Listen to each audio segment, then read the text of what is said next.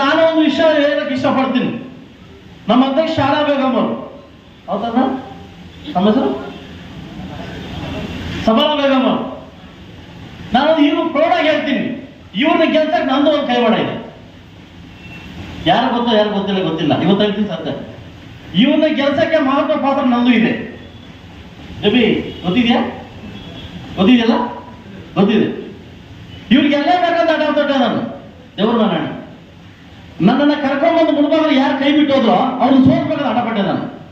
ಇವ್ರ ಮೇಲೆ ನಾನು ಕ್ಯಾಂಡಿಡೇಟ್ ಹಾಕಲಿಲ್ಲ, ಇವರೇ ಗೆಲ್ಲಬೇಕು ಅಂತ ಇನಾಮಸ್ ಕ್ಯಾಂಡಿಡೇಟ್ ಮಾಡಿದ್ವಿ ನಾವು.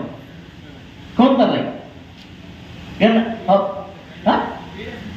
ನಾ ಕ್ಯಾಂಡಿಡೇಟ್ ಹಾಕಿಲ್ಲ, ಇವ್ರು ಗೆಲ್ಬೇಕಂತ ಕ್ಯಾಂಡಿಡೇಟ್ ಹಾಕಿಲ್ಲ. ಈಗ ಎಲ್ಲ ಒಂದ್ ಕಡೆ ಅನುಭವ ಬರ್ಬೋದು ನಮ್ಮ ಅಧ್ಯಕ್ಷರು ಅಂತ. ಇನ್ನು ಅದೇ ಉಪಾಧ್ಯಕ್ಷ ಬಗ್ಗೆ ಹೇಳಂಗಿಲ್ಲ ನಾನು, ಹೌದಾನೆ? ಅದು ಎಲ್ಲೇ ಇರ್ಬೋದು, ಅಧಿಕಾರದ ಇರ್ಬೋದು.